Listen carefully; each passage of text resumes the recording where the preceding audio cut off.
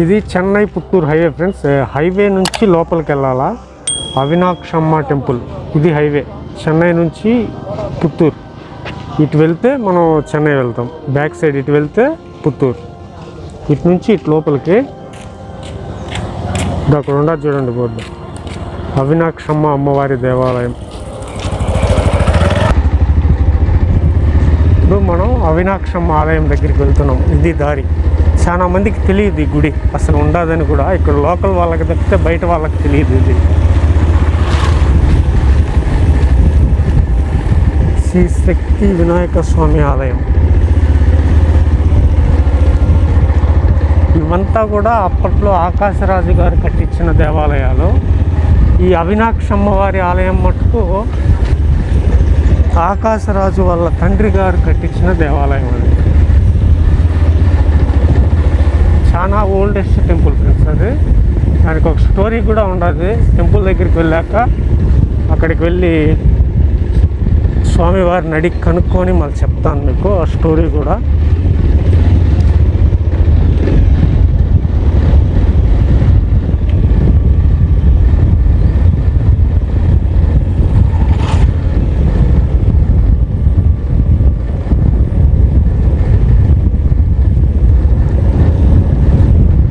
ఈ నది ఒడ్డున అమ్మవారు వెలిసిండేది. ఇదే నది.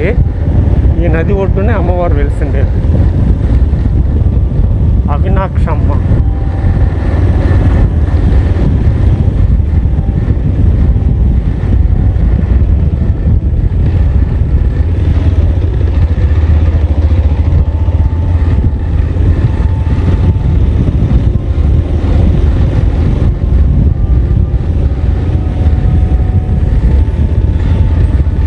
ఇది కొద్దిగా లోపలికి డీప్గా ఉంటుంది. ఇది చాలా ఓల్డెస్ట్ టెంపుల్ ఫ్రెండ్స్. ప్రస్తుతానికైతే దీన్ని డెమాలిష్ చేస్తున్నారు, రెడీ చేస్తున్నారు. ఇది గోపురం. అరుణా నదిపై అమినాక్షి అమ్మ ఆలయం వెలిసింది. ఈ ఆలయం వెలియడానికి గల కారణాలు. Hi friends, Avinakshamma temple Narayanavanam. ఇది ఆకాశరాజు గారి కులదైవం అన్నమాట అమ్మవారు. ఇక్కడ అమ్మవారు స్వయంభూగా వెలిశారు. మహిషాసురుడు మూలంగా భరించరాని బాధలకు గురైన ముక్కోటి దేవతల విన్నపంపై త్రిమూర్తులు ఆదిపరాశక్తిని సృష్టించారని ఆమెను అవినాక్షమ్మ అని చెబుతారు. పూర్వం సోమకాసురుడు అనే రాక్షసుడు ప్రజలను తీవ్ర బాధలు పెట్టి క్షోభకు గురి చేసేవాడు. అంతటితో ఆగక ఋషులు, ఋషి పుంగవులు, మునులు, ముని పుంగవులు, యోగులు, యోగి పుంగవులు, బ్రాహ్మణులు చేయు యజ్ఞ యాగాదులు సైతం భంగపరిచే వారిని తీవ్ర గాయాలకు గురి చేసేవాడు. భగవంతుడు తన జోలికి వచ్చినా పట్టించుకోడు, కానీ తన భక్తుల జోలికి వస్తే మటుకు శిక్షిస్తాడు. సోమకాసురునికి తన సహచరుని ద్వారా బ్రహ్మదేవుడు లోక కళ్యాణార్థం సోమకాసుని సంహరించడానికి యజ్ఞం చేస్తున్నాడని గ్రహించి ఆ మహాయజ్ఞంను వినాశనం చేయడానికి పూనుకుంటాడు. ఈ విషయం నారది మహర్షి ద్వారా తెలుసుకున్న శ్రీ మహావిష్ణువు శ్రీ భూవరాహ స్వామి అవతారంలో ఉగ్రరూపుడై బ్రహ్మదేవుని యజ్ఞ రక్షణ కొరకు సోమకాసుని వధించుటకు వస్తుండగా అరుణా నది తీరమున విహరిస్తున్న ఆదిలక్ష్మి రూప లావణ్యంలో స్వామి మోహంలో పడి లక్ష్మీదేవిని ఎత్తి తన తొడపై కూర్చొని పెట్టుకొని ఉగ్ర రూపం నుండి శాంత రూపం చెందుతాడు. అప్పటి నుండి ఈ ప్రాంతానికి భూవరాహ క్షేత్రం అని పేరు వచ్చింది. శ్రీ మహావిష్ణువు సోమకాసుని వధించడానికి వెళ్ళి మోహన అవతారం ధరించిన విధానమును నారదుడు దక్షిణ భాగంలో ఉన్న పార్వతికి విన్నవిస్తాడు.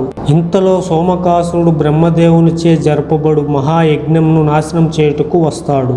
ఇది గ్రహించిన దక్షిణ భాగంలో నివసించిన పార్వతీదేవి కాళికాదేవి అయి తలపై అగ్నిజ్వాల, మెడలో రాక్షసుల తలల మాల, 8 చేతులతో 8 చేతుల్లో 8 ఆయుధాలు ధరించి ఉగ్ర రూపమును ధరించి సోమకాసురుని వధిస్తుంది.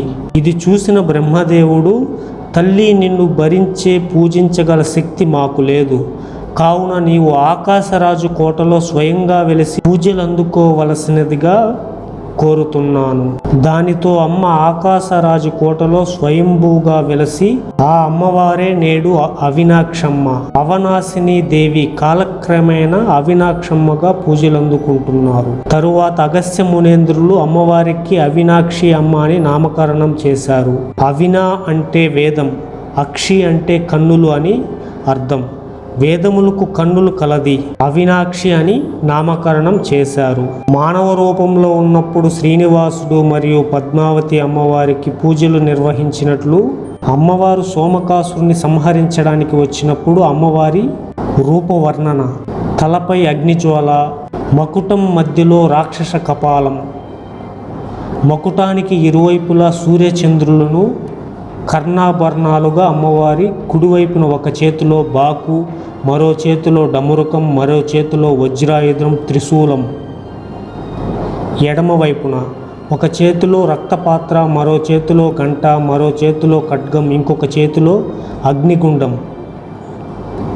అమ్మవారు పీఠంపై కూర్చొని కుడికాలు పీఠం పైన, ఎడమకాలు సోమకాసురుని శిరస్సుపై త్రిశూలంతో సోమకాసురుని వధిస్తున్నట్లు సాక్షాత్కరిస్తుంది అమ్మవారి ఇక్కడ. నా వీడియో కనుక మీకు నచ్చితే లైక్ చేయండి, షేర్ చేయండి, సబ్స్క్రైబ్ చేసుకోండి, గంట కొట్టడం మటుకు మర్చిపోకండి. Okay, bye friends.